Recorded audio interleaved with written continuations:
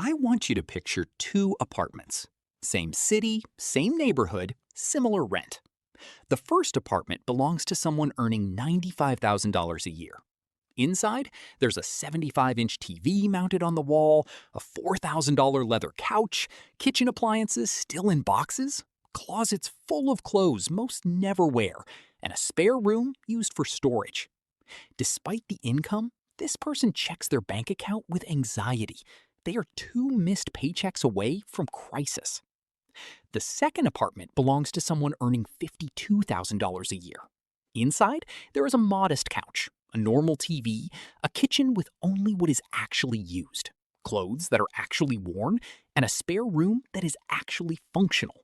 This person checks their bank account with calm confidence. They have 18 months of expenses saved and invest 20% of every paycheck.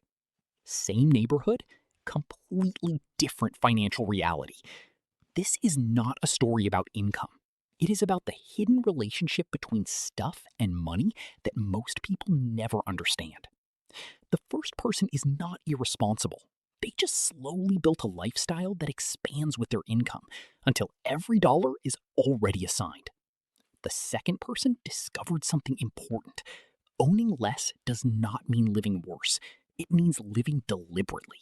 And deliberate living creates financial freedom. Most people never calculate this truth. Everything you own costs money twice. The first cost is obvious, the purchase price. But the second cost is hidden. Storage, maintenance, mental energy, and opportunity cost. That treadmill in your home is not just the price you paid. It takes space. Space costs rent. It requires upkeep. It becomes something you manage, not something that simply serves you. A boat doesn't just cost money once. It costs insurance, storage, cleaning, fuel, and maintenance, even when it sits unused. Then there is mental cost.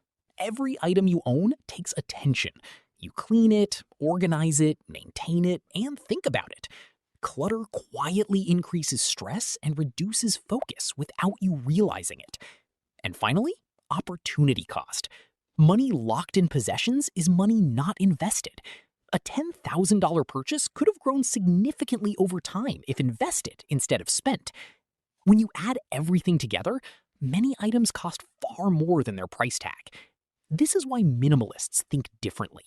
They don't avoid possessions because they dislike comfort. They avoid unnecessary long-term costs. This leads to the first rule. Calculate cost per use before buying anything. Take the total price and divide it by how many times you will actually use it. A $200 jacket worn twice becomes $100 per use. That is expensive. But a $400 jacket worn 200 times becomes $2 per use. That is value. A $300 kitchen gadget used a few times a year becomes extremely expensive per use. Meanwhile, essential items used daily become extremely cheap over time. This one calculation alone destroys most impulse purchases. Next rule, apply the replacement test. Look at what you own and ask one simple question. If this disappeared today, would I actually buy it again? Be honest. Most people realize they own many things they would never repurchase. Old kitchen tools, unused gadgets, clothes not worn in years, forgotten hobbies. These items stay not because they are useful, but because they already exist. They consume space and attention without giving value. Removing them creates immediate clarity. Your environment feels lighter. Your mind becomes calmer. Next rule, never upgrade out of boredom. A major source of financial waste is replacing working items just because something newer exists.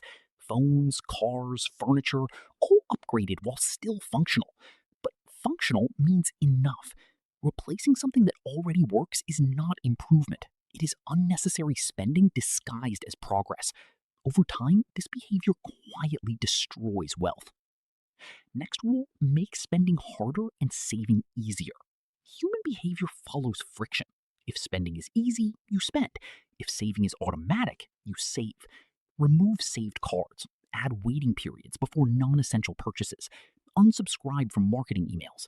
At the same time, Automate savings so money moves before you can touch it. This removes emotion from financial decisions.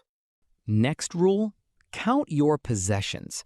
Most people underestimate how much they own. When you actually count categories like clothes, shoes, or kitchen items, you realize how much excess exists. That awareness alone changes behavior. Set limits. For example, a fixed number of items per category or a one-in, one-out rule.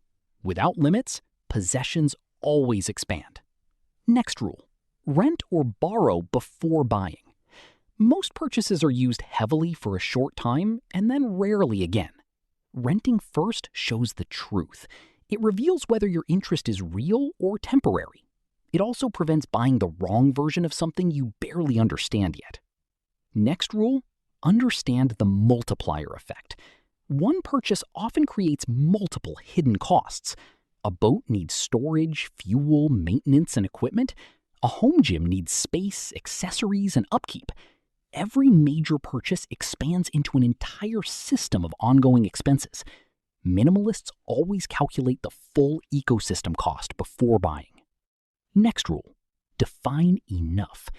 Without defining enough, lifestyle expands with income. People earn more, spend more, and still feel no progress. Defining enough creates a boundary. Once you reach it, extra income turns into savings instead of consumption. That is how wealth is built. Next rule, measure wealth by optionality, not possessions. Real wealth is not what you own. It is what choices you have. Can you leave a job if needed? Can you take time off? Can you move freely? Can you handle emergencies without stress? These are true indicators of financial strength. Low expenses create options. High expenses remove them. Final rule, declutter continuously, not occasionally. Most people clean once, then slowly accumulate clutter again. A better system is regular small review, weekly, monthly, and quarterly.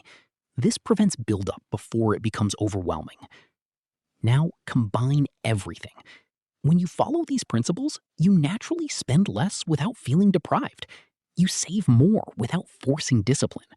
And over time, financial stress fades. Not because income suddenly becomes huge, but because expenses stop expanding uncontrollably. That is the real difference between the two apartments. One person is controlled by their possessions.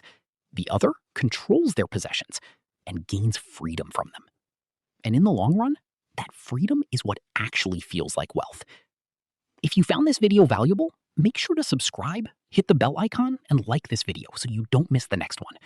See you in the next video.